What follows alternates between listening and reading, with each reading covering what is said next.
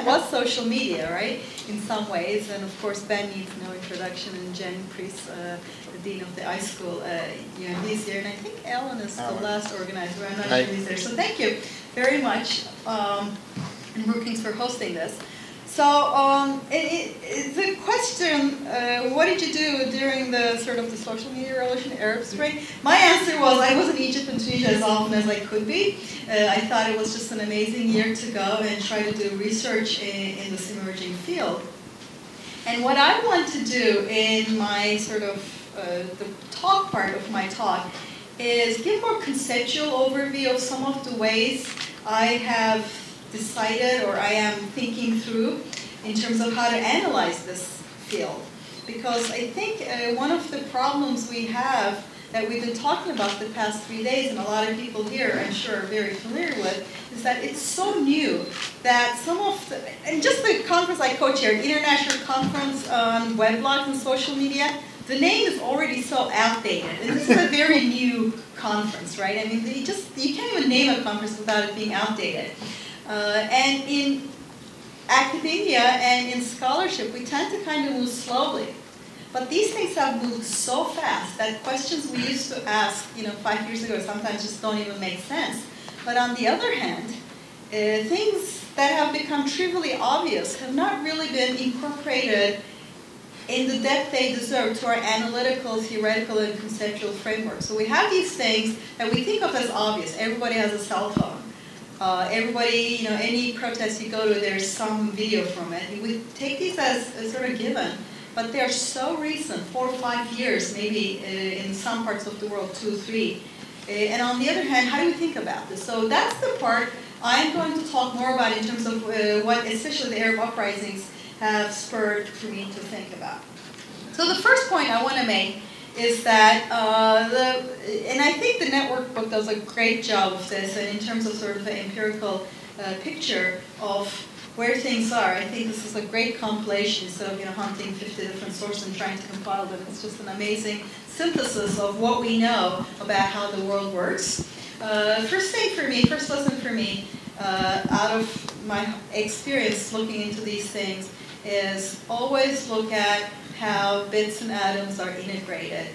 Not thinking about them as separate worlds, not thinking of them as one as the virtual and one as the real. I try, sometimes I slip, but like the words like in real life are so, they are not just wrong conceptually because when you tweet you are not unreal. They're also a barrier to understanding the space.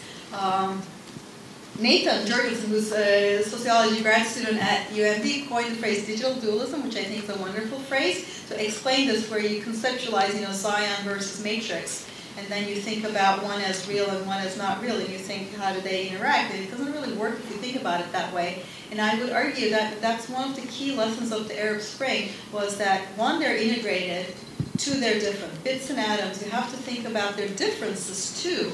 Because there we had regimes that were used to policing bodies and physical things in a particular way. And once the dissidents got control of the world of bits, where it was much harder to police information, they did not know how to deal with it at the time, especially in the case of Egypt and Tunisia. And this is a picture by Agence France-Presse photographer Patrick Buzz. This is Tahrir Square during the uprisings, and this is these young activists. They hacked into the light pole, which still remains like there's a hacked light pole that's being held together with duct tape. It's kind of funny, because in case they have a protest again, they want it ready to go. They hacked into the light pole to get their power, and they had satellite modems smuggled in the day the internet was cut and they were already connected. You guys might remember that the internet was cut at some point, and there was one network that remained alive, the Noor ISP in Egypt, and one of the activists had a connection to that ISP. So it was this very interesting, like 5 or 6 different ways of connecting to the outside world that were not policed as easily as the world of atoms, where you could keep the bodies in one place, but you could not keep the bits in one place. So this is something that I think for scholars to think more deeply about bits and atoms, differences, but not separate worlds. The other thing that I think a very common mistake that comes up is we think of new technologies as bringing forth new kinds of people. There's always, like, whenever you see early studies of technology, there are these theories of how it's going to be.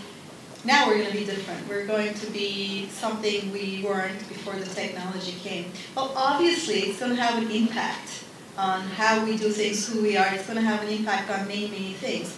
But what is, for me, so revolutionary about these technologies is not that people are doing revolutionary, unheard of, never heard before, never done before kinds of things, but it's that millions of people are doing, billions of people are doing mundane things they did do, but they're doing it in this new augmented world of bits and atoms. So an example I like is if you look at early studies of cyber society, so to speak, that including the ones done by Sherry Turkle, the second self, that even the name suggests that the internet would create a second self. And I think that finding was partially an artifact of the fact that the early people who were on the internet were a different breed of people. They were people who were either technically oriented or there was something they were looking for. You had to be pretty highly technical, and it was a subset. And they did things that didn't seem like the norm. There was a lot more like identity play in the early internet, whereas the current internet, for example, I think is more identity constraining because you have all these social networks where you're under some kind of peer surveillance. So the people haven't, anytime you see a theory that people are very different now, they're something they weren't before, I think we should be suspicious, but we should ask how things change. So this is a photograph I took maybe 10, 12 years ago. I need to look up the exact date. In the highlands of Chiapas, when I was there to investigate this, there was a lot of talk about Zapatistas using the internet, and I was curious about that, so I spent some time there. And if you've been to sort of rural Mexico, especially the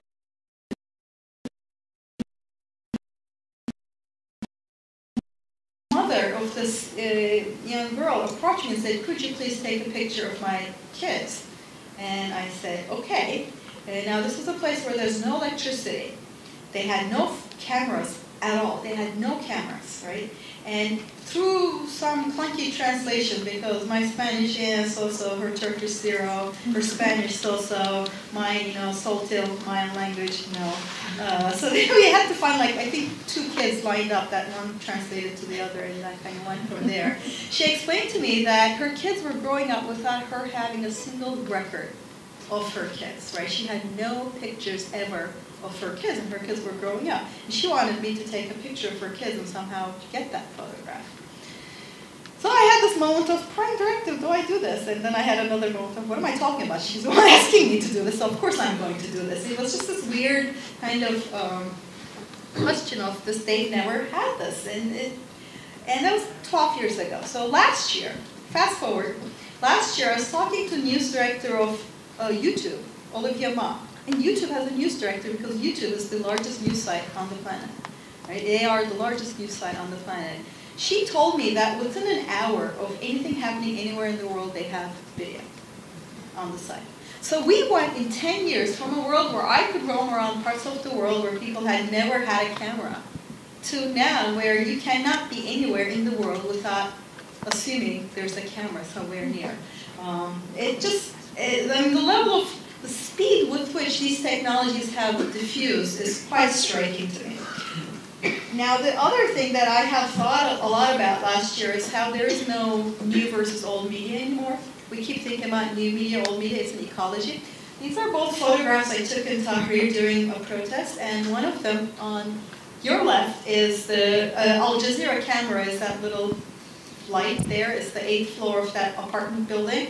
Is the Al Jazeera camera where they're broadcasting, and when something happens, they're broadcasting around the clock. So quite funny how they got in there. There's nobody wanted to let them in, and Ayman, who's the Al Jazeera reporter, was knocking on lots of doors during the protest, the early protest before Mubarak had fallen. So on the 8th, on that apartment, he just goes up and up and up, and talks his way past all the doormen, and then some guy opens the door, and he's really disheveled, and he's wearing this Che t-shirt. And Ayman goes in and says, well, do you want to make history? Okay, sure, what are we talking about? Yeah, I mean, it's just this funny thing. But it did really make that difference because that camera was there. But that camera was not just showing what it was seeing, it was also uploading a lot of social media content from the ground. So this is the other picture. On your right is one of the tens of thousands of people on the ground who are documenting what is going on and uploading it somewhere. So this is this ecology where Al Jazeera picks up the social media, and then if you look at link analysis from big data sets, the first link that, in sort of hashtag data sets of the Arab Spring, the first links are Al Jazeera, right? So it's this complete cycle. The social media links to Al Jazeera uploads from social media. It's not universal, it's an ecology, you have to look at that. Which brings another point that comes up a lot very often. If you think about it this way, you realize what Lee said, which is that the fact that 13% of people are tweeting, or in Egypt maybe 1% are tweeting, does not make it unimportant, because its position in the ecology is what matters, not what the penetration rate is per se. I mean, it's not unimportant what percent of people tweet, that's important, but if you don't take the ecology into account, you don't understand that maybe at the right time, in the right place, that two people with that camera, one person with that camera phone, can be quite crucial because there's an ecology like this. So this is how to think about it. So this is a screenshot of Syrians demonstrating, watching themselves being covered live on Al Jazeera while they're demonstrating, and then getting really encouraged by the fact that they're being covered live. So if I didn't upload the video, but it's just the cycles of sort of reinforcement you see in this. And this is an example of how the era of what political scientists call pluralistic ignorance might be over. And what's pluralistic ignorance? Pluralistic ignorance is if you think of something, but you think you're the only one, or you're a minority, but in fact what you think is not a minority. So to give an example that I should stop giving, let's say you're really bored out of your mind at this point because you were at ASA last week and you heard me talk about all this before, and you're thinking, I want to get out of here, it's a nice day. You're quite unlikely to get up and do this because, it's kind of, we're socialized not to do that. But I don't know if you guys got your Wi-Fi working, but if there was a Wi-Fi working and you have a back channel and everybody's tweeting, I ain't heard this before, it's just getting really boring, maybe there would be a cascade. You see, this is the breaking of pluralistic ignorance. And you can see why that is so relevant to a place like Egypt, where I have spent time, talked to people, looked at polls, and it seems like Mubarak's dog probably didn't like it. It was quite united in their opposition to him. So pluralistic ignorance and forms of authority based on pluralistic ignorance, I think, are quite under threat. In places like China, where things are more polarized, maybe it leads to more polarization. We shall see. So slacktivism is another thing that I've been thinking about, and it was the Arab Spring activists that convinced me that this was a very harmful term. They came, this is a discussion I had with two quite prominent activists. One is Sami Bangardia, who won the EFF Pioneer Award with Nawat, his organization in Tunisia, and the other is Allah Abdul Fattah. So we were, sitting around in a cafe in Tunis discussing things, and they were like, I hate that word. And I said, so tell me more about why I don't like this word either, but you tell me. And their point, which I agree with, and I have sort of conceptualized very similarly, is that all those people clicking like on the sort of We Are All Khalid Said famous page were instrumental in creating a different kind of public sphere in Egypt, in showing people how many other of their neighbors and networks were also in opposition, and that kind of sort of online symbolic space helped provide the ground for, and again, it's an ecology, right? Mainstream media, people, face-to-face networks, all of those combined. So they thought it was really crucial. And I think slacktivism as a concept overlooks the fact that humans are deeply, thoroughly symbolic creatures. So symbolic actions are not automatically unimportant. Now, what they lead to depends on all sorts of things in context, but they can't just be dismissed out of hand. Now, if you're into the numbers part of this, I have a paper out in the April issue of Journal of Communication. You can look at all the logistic and Poisson regressions to your heart's content, which show that social media users were fairly key to the early protests in January 25. We have a survey, not a perfect sample because it was taken during the unrest. It was a little dangerous conditions, which show that 25% of the sample of 1,050 learned of the protest first from Facebook, which is second only to face-to-face. So that was quite striking. So with slacktivism also comes this interesting nature of the current public sphere for me is how nothing stays simple. Right? My comparison to it, it's like 80s, if you have any memory of it, because I'm just looking around and some of you were born in the 80s, is sort of things like the We Are the World campaign, where people sang and we were supposed to help save starving Africans. Now, I am all for famine aid done right when necessary, so I don't want to belittle those efforts, but the whole thing was so patronizing in its tone, in the sense that there was no person from the region that you had any sort of input, or there were no policy experts. You just heard, who was on it? I don't remember.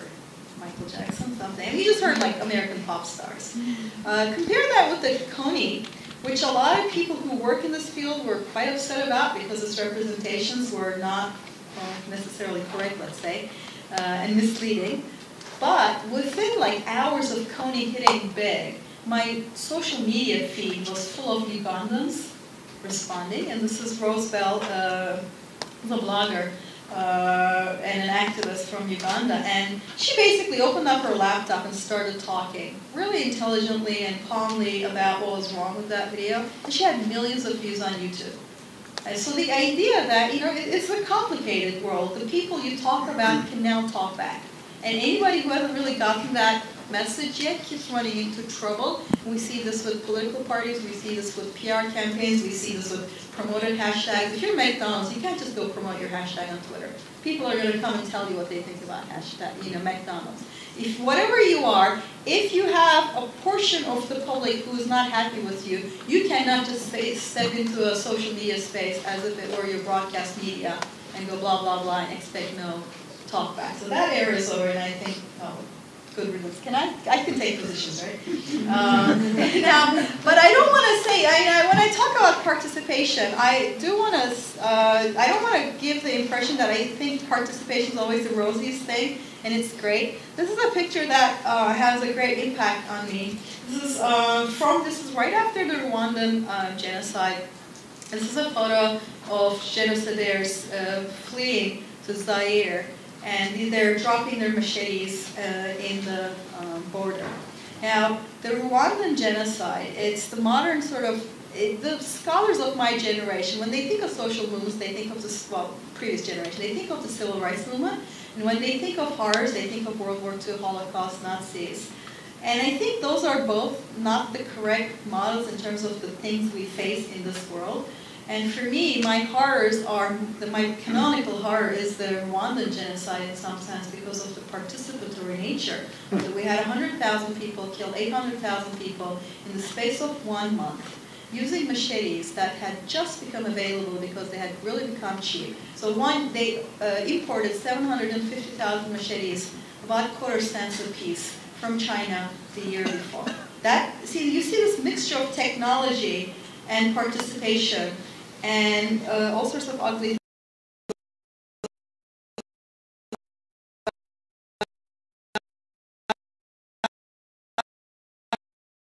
in 2007. Probably nobody remembers. It's kind of striking that nobody remembers because it's the second biggest act of non-state terrorism since World War II. 9/11 is one, this is number 2. And it was triggered by a video, a YouTube video. What happened was, there is a community called the Yazidis in the Middle East, and they're quite secretive and insular. And they're a pre-Islamic religion. And let me just say why they're insular. The god they worship, that goes under the name, sometimes Melek Taus, but also under the same name as Satan in Islam. So you can kind of see, being a religious group in the Middle East, where the god you worship is also Satan. That's going to cause some problems for you. It's not a very open group. They're very insular. They practice very strict endogamy. They don't marry outside. And this young woman had the misfortune of falling in love with a young boy from the Sunni tribe and running away with them. Now, this is the classic Middle Eastern melodrama. If you look at like Turkish movies from the 70s. I think this is 70% of the plot is falling in love with the wrong person. And in this case, she was caught and brought back to her village, where she was. The elders or the village decided they were going to stone her to death, which is an awful, continuing but rare practice. So it's not like it happens every day, but it still happens. And it's awful enough. Now here's the part where this gets really freaky for me, is that I watched this video, and I watched this video because somebody took out their cell phone and filmed this and put it on YouTube. And on the video, I counted 3 other people filming this. I mean, you see, this kind of blows my mind that you are stoning to death this young woman. It's this awful, awful thing. It's the kind of thing, you watch and you have nightmares. And why are people filming this? I mean, what is this impulse? What's happening there? And why upload it to YouTube? This is just this, and we see this all the time. Up to the Arab Spring, Egyptian activists were constantly putting videos of torture and bribery and corruption and all sorts of awful things on YouTube, which created this weird thing because YouTube used to censor them because they were quite graphic, and there was some interventions and discussions, and they started to let political stuff be. So where were they getting these torture videos? The torturers were filming this, right? So the diffusion of mobile phones has this very quirky, weird effect that people who are doing these things also film them.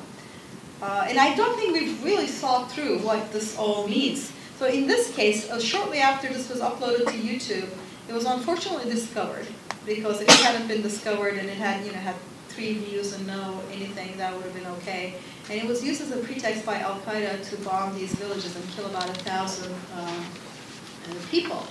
And I think part of the reason we never hear of this again is that the community just kind of went back under the ground again. It's completely insular, but to me this is striking.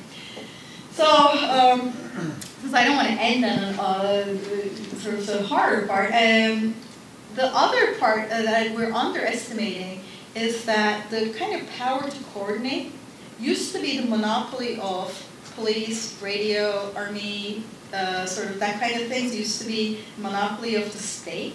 And in fact, radio had a sort of a beginning that sounds like the internet. If you read early radio studies, everybody's like, yes, this is going to save the world, and we're all going to connect and talk to people from Australia. Isn't that great? It kind of makes you feel a little wary of making predictions. What happened partly was that the military, as the World War I loomed, said, you know what, this is too important for us. Coordination is key, logistics is key. And it became first a military technology, then a corporate technology. So when you turn on radio nowadays, you hear 10 channels of similar sounding crap, sorry. It's just, but nowadays, I am seeing increasing use of especially Twitter to coordinate logistics on the ground by protesters. That is so striking that it's still flying a little under the radar. One of the most striking cases I observed was this group called Tahrir Supplies that sprung up literally in half an hour during the November clashes in Egypt, where 33 people were killed and thousands of people were injured. So these are widespread clashes that lots of people got killed. So there were 10 field hospitals near Tahrir, which is this large area with lots of streets going in. So 10 large field hospitals where you're not just talking about people coordinating, a few people with tear gas in their eyes to be washed out. You're talking about coordinating, first level surgery, the dead people, dying people, very serious triage issues, lots of doctors, lots of nurses, lots of taking the wounded here and there, lots of medicine and supplies. So this was done by 3 young activists, one in Dubai, one in Cairo, one in London, sleeping around the clock in shifts. So 3 kids coordinated 10 field hospitals. And this is my joke is that, well, this is why Muscovites don't speak French or Russian, because Hitler and Napoleon did not get this part. They needed somebody to tweet, it's really cold here. And get their thing. So I'm going to, let's see, I'm going to end on this one. This is Zeynep Al-Khawaja. This is her stopping a row of riot police going into a village in Bahrain, and somebody behind her with a cell phone camera took this picture. After this picture was taken, you see it's a very striking image, right? Here's this young woman in her abaya just holding up, it's like the Tiananmen Tankman photo for me. So between this photo was taken and the half an hour it took for the Bahraini police to bring female police to arrest her, because this was all men, they couldn't arrest her, the men could not touch her because it's Bahrain. In that half an hour, I watched everyone from Nick Kristof, who's previously interviewed her, to Bahrain's media attaché in Washington, D.C., really get into this story. So while she's waiting there, you know, just not moving and refusing to cooperate, there was such a big international commotion. When the female cops arrived, Zeynep and the people who were with her heard them say, "Wait, stop, no, we are not going to arrest her," because if they arrested her, this is the front page of the New York Times.